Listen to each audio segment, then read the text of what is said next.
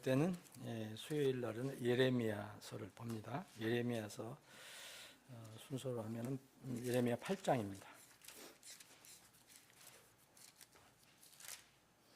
지난번에는 예레미야 8장 1절로부터 7절까지 살펴봤고요. 이제 8절부터 살펴보겠습니다. 제가 가지고 있는 제 성경을 읽겠습니다. 여러분들은 눈으로 한번 따라 읽어보시기 바랍니다. 너희가 어떻게 우리는 지혜롭고 주의 법이 우리와 함께 있다 하고 말하느냐 보라, 그가 분명히 그것을 헛되게 만들었으니 서기관들의 펜이 헛되도다.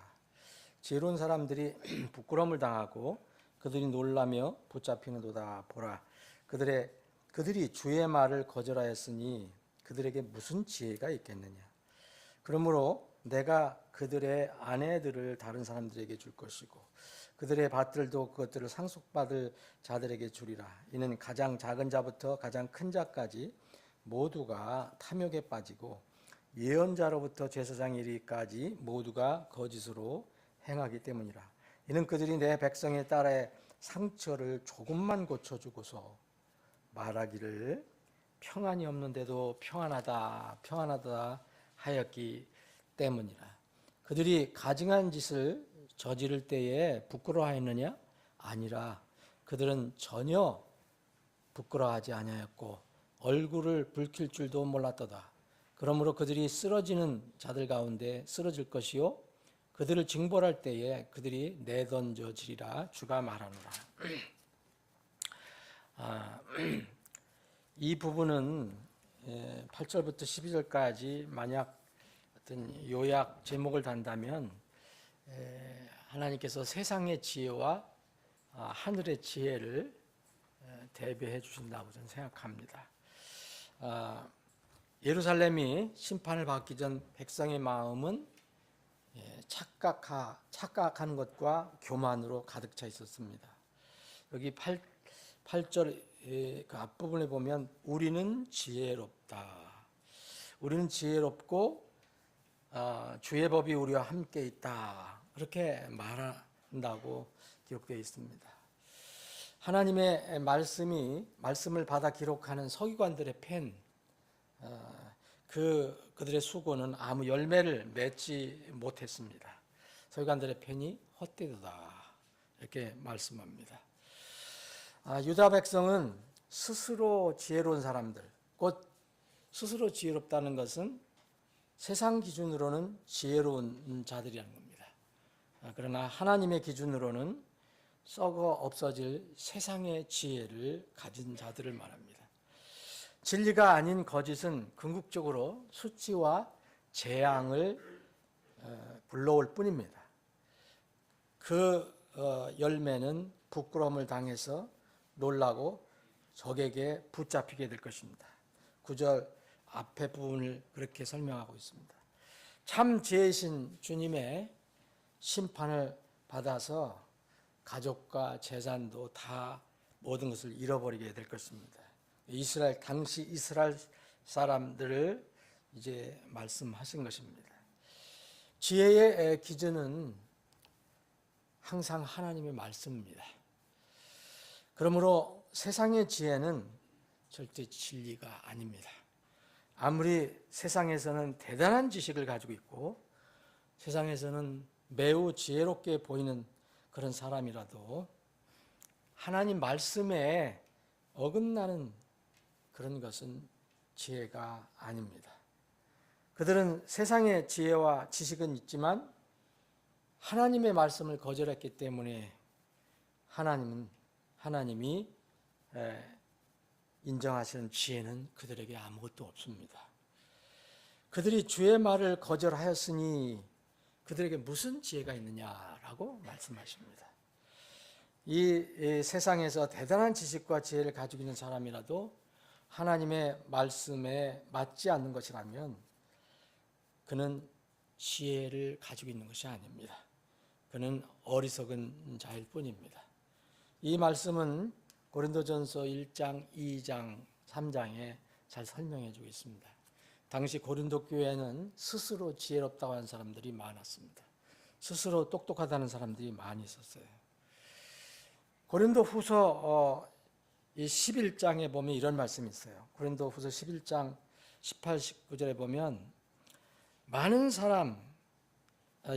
사람들이 육체를 따라 자랑함으로 나 역시 자랑하노라.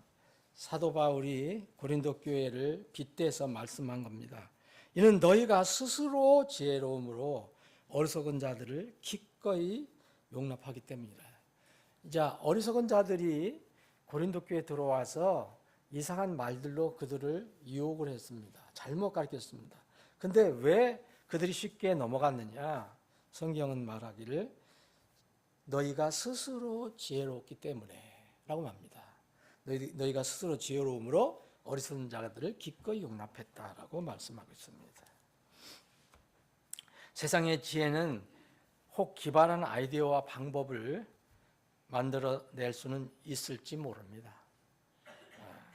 그것의 목적과 그 목적을 이루어가는 과정이 그러나 모두 세속적이기 때문에 소위 세상의 지혜로운 자들은 쉽게 세상의 물질과 명예욕, 탐욕에 빠지고 그것을 이루기 위해서는 아무 꺼리낌이 없이 거짓된 방법도 사용합니다.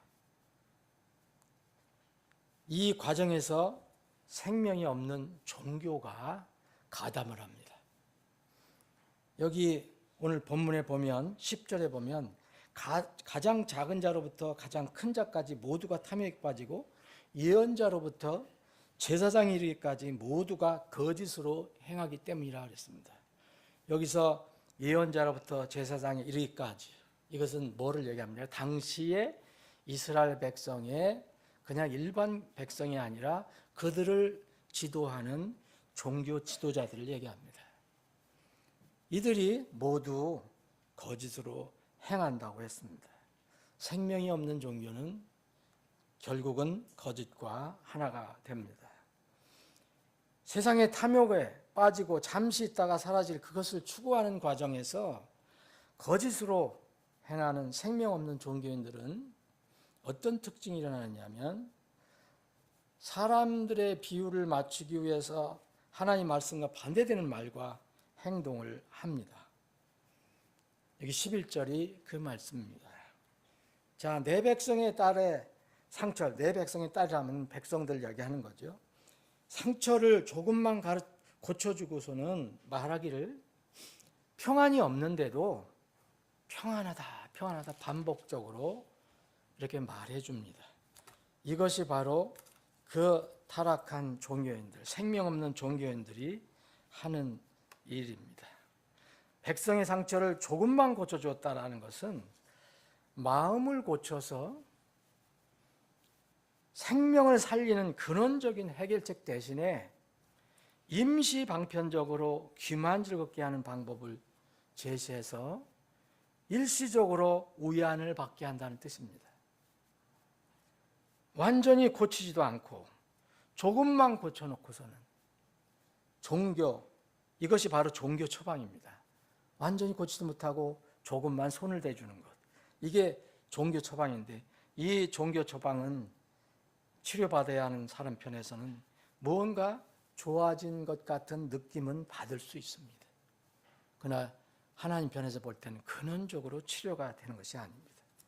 우리 몸의 건강 문제도 똑같습니다. 외상을 당하면 겉을 잘 치료하면 됩니다. 그러나 몸속의 어떤 독소나 내적인 문제로 인해서 밖으로 나온 증상이라면 절대로 피부에 무엇을 바른다고 그것이 고쳐지는 것은 아닙니다. 표면의 증상을 이제 잡는 약을 먹으면 잠시 나을 수는 있겠지만 몸속 원인이 그대로 있기 때문에 또 재발합니다. 이것이 종교의 모습입니다. 매번 죄 문제를 해결하지 못하고 또다시 하고 또다시 하고 하는 것들이 바로 종교의 한 형편입니다. 인간의 지혜에서 나온 종교가 하는 일이 바로 그런 것입니다. 여러분, 어떤 종교든 이 세상의 종교는 말할 것도 없고 기독교라는 이름을 가지고 있어도 종교라면 기독교 종교라면 근원적으로 사람의 생명을 살려낼 수 없습니다. 오직 하나님의 말씀만 사람을 살려내고 사람에게 진정한 마음의 평안을 가져옵니다. 베드로전서 1장 23절에 그렇게 얘기합니다. 너희가 거듭난 것은 썩을 씨에서 난 것이 아니라고 그랬습니다. 썩을 씨에서 난 것이 아니요 살아있고 영원히 거하는 하나님의 말씀으로 된 것이라 했습니다. 이 방법 외에는 없습니다. 요한복음 14장 27절에 보면 주님께서 사람들에게 평안을 주신다고 말씀하셨는데 이것은 절대로 세상이 줄 수 없는 평안입니다. 사람은 세상에 있는 어떤 것을 통해서 평안을 얻으려고 합니다. 내가 너희에게 평안을 남기노니 곧 나의 평안을 너희에게 주노라. 내가 너희에게 주는 것은 세상이 주는 것과 같지 아니하리라. 너희는 마음에 근심하지도 말고 두려워하지도 말라. 요한복음 16장 33절에는 주님께서 이렇게 말씀하십니다. 이것들을 내가 너희에게 말하면 너희가 내 안에서 평안을 갖게 하려 함이라. 예수님께서 우리에게 말씀해 주시는 것은 우리 안에 진정한 평화가 임할 수 있도록, 평안이 임할 수 있도록 말씀해 주시는 겁니다. 오늘 이 11절 말씀은 여러분 살펴보시면 알겠지만 이미 우리가 살펴본 6장에 있는 말씀을 다시 반복한 겁니다. 6장 13절에서 15절까지도 거의 비슷한 말씀, 거의 똑같은 말씀이 나와 있습니다. 거기도 거짓 종교, 죽은 종교에 관해서 얘기하고 있고 또 그 종교의 무능함을 얘기합니다. 그래서 반복해서 여기서 기록하고 있습니다. 그런데 이런 일을 하는 사람은 또 하나의 특징이 있는데 이 사람들의 특징 하나는 점점 지나면 양심이 마비가 된다는 겁니다. 그래서 전혀 부끄러움을 느끼지 못하고 뻔뻔해진다는 것입니다. 12절 보면 그들이 가증한 짓을 저지를 때 부끄러워했느냐? 아니라고 말합니다. 전혀 부끄러워하지 아니었다. 얼굴을 붉힐 줄도 몰랐다라고 말하고 있습니다. 이렇게 뻔뻔하고 전혀 부끄러움을 모르는 이런 우리가 쉽게 이해할 수 있는 말은 철면피와 같은 이런 사람들이 세상에 많습니다. 특히 종교계에 많습니다. 종교계도 많고 또 버금가는 곳이 있습니다. 정치계에도 많습니다. 정치를 하는 사람은 사람들의 표를 얻기 위해서 자기를 높여야 합니다. 자기를 높이 세우고 남을 깎아내리는 일을 해야 합니다. 요새는 정직한 정치인은 표를 얻기가 어렵습니다. 자기가 남보다 더 우수하고 능력 있고 더 깨끗하다고 자랑하고 광고를 잘 해야 이 성경에 가르친 것과는 반대입니다. 그런 정치인들의 속사람이 어떤지 전혀 모르는 유권자들은 그 말만 믿고 지지를 해주는 겁니다. 그래서 이런 정치인들은 이제 점점 그 도를 넘어가게 되면 나중에 이성이 마비되고 뻔뻔해서 이제 공의 같은 건 생각도 하지 않습니다. 그들에게는 공의가 지지 기준이 되지도 못합니다. 그들에게 혹 악이 나타나고 불의가 나타나고 어떤 나쁜 것이 나타나더라도 자기 자신들에게 이익이 되거나 선호하게 되면 그 사람은 무조건 지지합니다. 지금 시대가 그런 세상이 됐습니다. 그 어떤 정치인이 어떤 그런 나쁜 짓을 하고 어떤 전권 외법이라 해도 정말 사이비 교주의 맹신들처럼 그렇게 무조건 따르고 지지합니다. 여러분, 하나님 말씀과 성경 말씀, 하나님의 가르침을 무시하는 정치인, 물론 정치인들이 다 하나님 말씀을 알 수가 없습니다. 그런데 분명하게 간단하게 우리가 알 수 있는 이런 것까지도 무시하는 정치와 정치인은 아무리 멋있어 보여도 결국은 나라와 국민에게 불행을 가져오는 멸망의 길을 가게 하는 무서운 사람일 뿐입니다. 13절부터 17절까지는 하나님께서 유다를 이제 심판에서 소멸할 계획을 세워 놓으셨다는 걸 말씀합니다. 주감하나로나 이렇게 해서 15절 보면 우리가 평안을 바랐으나 좋은 것이 오지 아니하였고 또 건강한 때를 바랐으나 보라 고난이로다. 이제 하나님의 심판이 임했을 때 이들은 이렇게 고백합니다. 이들은 그들의 불순종과 범죄로 인한 것이라는 것을 알면서도 회개하지 않았고 또 예루살렘이 완전히 멸망당할 것이라는 경고를 받았음에도 그들은 어떻게 행했느냐 하면 14절 보면 우리가 어찌 가만히 앉아 있으랴. 너희 스스로 모이고, 이제 경고를 받았습니다. 너희 스스로 모이고 우리가 방벽을 세운 도시들로 들어가 거기서 잠잠히 있자 그랬습니다. 여러분들이 기억하실 것은 우리가 방벽을 세운 도시들로 들어가. 여러분, 방벽을 세운 도시로 들어가자고 자기들끼리 스스로 얘기를 합니다. 그들은 하나님의 말씀을 순종하지 않고 그들의 가려운 길을 긁어주는 거짓말을 믿으면서 평안과 건강의 행운을 기대했습니다. 그러나 그런 것은 찾아오지 않았죠. 이제 대신 무서운 고난이 찾아오게 됩니다. 이런 것을 이제 이 상황이 되니까 인정을 하게 됩니다. 그러나 그들은 그 고난이 온 이유에 대해서 주님께서 알려주셨지만 그것을 받아들이지 않습니다. 그 이유에 대해서는. 하나님께서 심판의 도구로 불러서 쓰시는 바벨론 군사들의 모습이 여기에 그려져 있습니다. 17절까지 보면 유다는 이제 노력을 합니다. 거짓 가르침 따라서 거짓 평안을 가지고. 그래서 유다는 마술사가 독사를 홀리듯 이제 그들을 향해 물밀듯 쳐들어오는 바빌론 군대를 막아보려고 했지만 불가능했다는 겁니다. 여러분, 이때 당시만 해도 마술사가 독사나 코브라나 뭐 이런 것들을 홀려서 그 피리 소리에 따라서 움직이게 하는 그런 기술이 있었던 것 같아요. 근데 소용이 없다는 거예요. 자, 10절에 보면 이는 보라 내가 마술에도 홀리지 않을 뱀들과 독사들을 너희 가운데로 보낼 것이므로 그것들이 너희를 물 것이라 주가 말하노라. 여러분, 이들은 어디로 들어가자고 했느냐면 방벽을 세운 도시들로 들어가자고 했어요. 이 도시에 어떤 튼튼하게 방벽이 세워져 있으면 우리는 살아날 수 있지 않겠느냐, 우리는 구원받지 않겠느냐, 그렇게 얘기했습니다. 그것은 바로 이 거짓 예언자들이 말하는 그런 것들로 방벽을 삼았던 것입니다. 결국 그들의 기대는 여지없이 무너지고 말았습니다.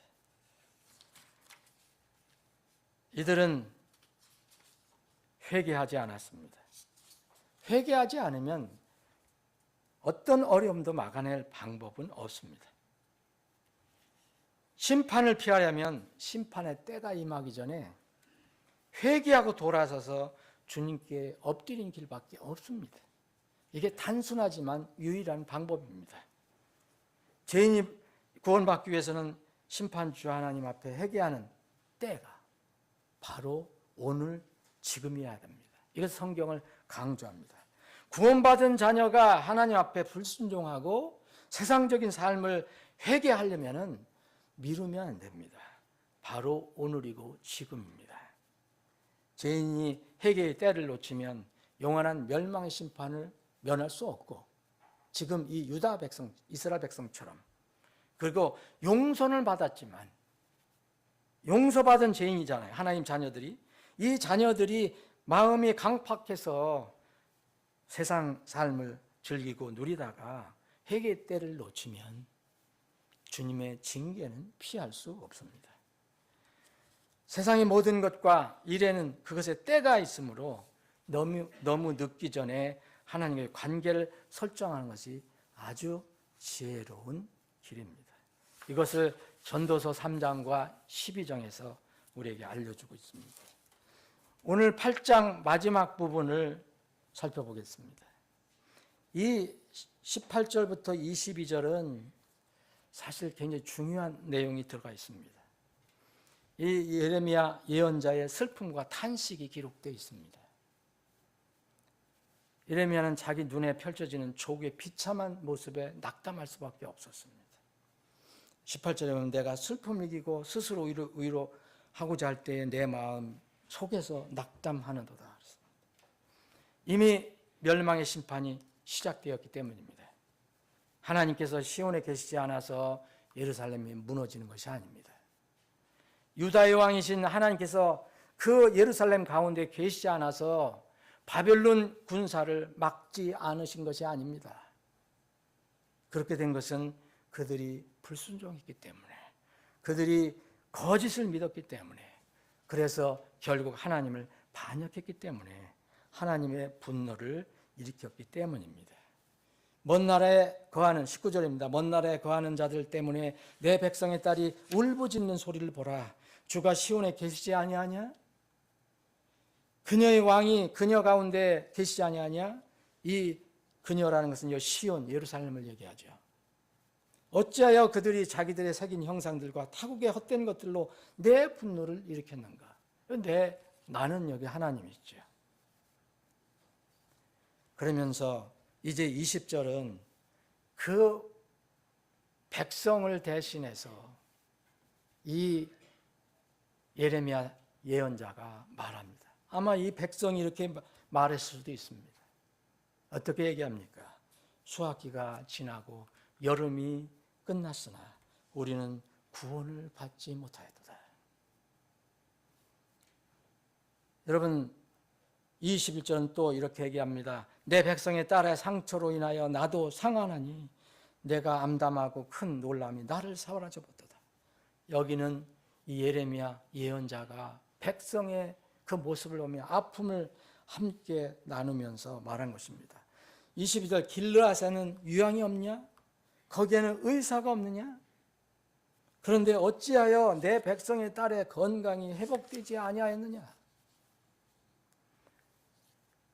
여러분, 거짓 예언자들은 이집트 사람들이 와서 그들을 구원할 것이라고 그렇게 헛된 기대로 백성들을 이제 거짓 평안을 줬어요. 위로를 했어요. 안심시켰어요.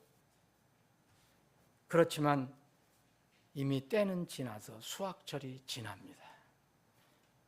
그리고 여름이 지나 가을이 왔는데도 그들을 구원할 사람은 나타나지 않았습니다. 이스라엘의 땅에 보리 수확은 우리와 좀 약간 다른데 이스라엘 명절 유월절과 겹칩니다. 그때가 됩니다. 밀 수확은 오순절, 이스라엘 명절 오순절 명절 때 77절이라고도 하고 수확절이라고도 하는 이 오순절과 겹치고 또 마지막 과일 등을 포함해서 모든 열매를 거둬들이는 때는 여름이 지나고 가을 장막절 축제와 거의 때가 겹칩니다. 그들이 기대하던 즐거운 명절, 그들은 기대했지만 더 이상 그들에게 다가오지 않았습니다.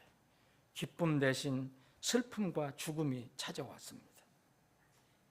마침내 예루살렘 백성은 헛된 기대를 소망으로 삼고 있다가 구원을 받지 못하고 멸망을 당하게 되었습니다. 여러분, 실제 이스라엘이 멸망할 때 역사적으로 예루살렘은 겨울에 포위당했습니다.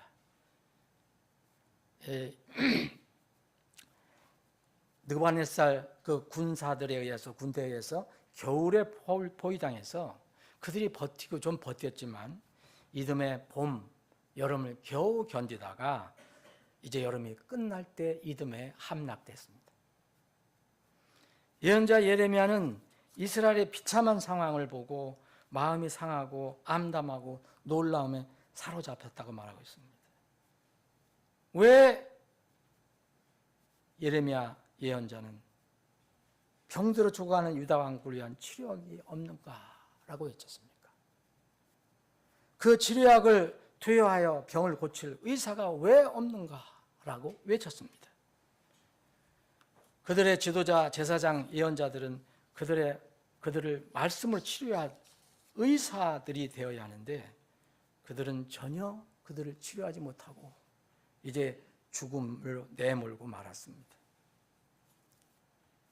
죄인이 죄의 병으로 죽어가는데 백성의 지도자들은 사람을 살리지 못하는 거짓 의사였습니다. 거짓 처방만 내려주고 있었습니다. 상처를 조금만 고쳐주고는 평안이 없는데도 평안하다, 평안하다 이런 말만 했습니다. 어떻게 이런 거짓 처방을 내리는데 백성의 병이 완전히 나을 수 있겠습니까? 그 병든 유다를 고칠 수 있는 의사는 딱 한 분밖에 없습니다. 그들에게 바른 말씀을 주시는 생명의 주님이십니다. 하나님뿐이신데 그들은 위대한 의사이신 주님의 처방을 거절했습니다. 그리고 거짓 예언자들의 말을 믿고 그것을 따랐습니다. 하나님을 거절하는데 어디에서 치료제를 찾을 수 있겠습니까? 여기에 길르앗이라는 곳이 나옵니다. 길르앗은 유명한 장소인데 종종 바산과 함께 언급되는 유명한 장소입니다. 성경을 여러분들이 읽다 보면은 이 바산과 길르앗이 종종 함께 언급되는 것을 볼 수 있습니다. 이것은 요르단강의 동편에 있는 지금과 같으면은 요르단 나라 정도 될지도 모르겠습니다. 그 지역에 있는 아주 비옥한 산악지대를 말합니다. 그래서 길르앗은 아주 비옥해서 품질 좋은 특산품이 많이 나왔습니다. 여기 신명기 32장에도 봐도 비산품종이라는 말이 나옵니다. 비산품종의 순양과 염소와 기름진 밀을 먹게 하겠고 이렇게 해서 하나님께서 이들에게 이렇게 먹여주실 것이다라고 약속을 하셨을 때 바산품종의 순양, 염소 그리고 기름진 밀 말씀하셨습니다. 그래서 이곳은 상징적으로 풍족함의 장소로 알려졌습니다. 여러분들 시편을 읽어보시면 바산의 힘센 황소가 나옵니다. 바산의 힘센 황소, 이것도 굉장히 풍성하고 좋은 것을 의미합니다. 우리 예레미야, 이 같은 예레미야서의 50장 나중에 보면은 이제 나중에 주님께서 이스라엘을 다시 회복시키셔서 그 지역을 회복시키셨을 때 이런 말씀을 합니다. 그의 거처로 데려오리니 그가 곧 이스라엘의 거처가 갈멜과 바산에서 먹고 그의 혼이 에브라임 산과 길르앗 산에서 만족하리로다. 기름진 것으로 주님께서 주신다는 말씀 많이 합니다. 에스겔서에 보면은 바산의 모든 살찜승 나오고 아모스에도 바산의 암소들이 나옵니다. 곳곳에 길르앗과 이 바산은 풍성한 것을 이야기합니다. 여기에 길르앗의 유황이라는 것은 고대부터 이 길르앗에서는 이제 유황이 많이 났다고 합니다. 아주 유명한 곳이라고 합니다.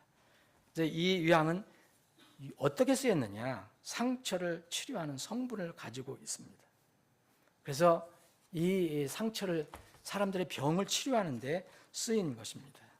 그래서 여기 창세기 여러분들 37장을 보면 이스마엘 족속이 길르앗산에서 유황을 이제 채취해서 이집트로 내다 팔았다는 게 나옵니다.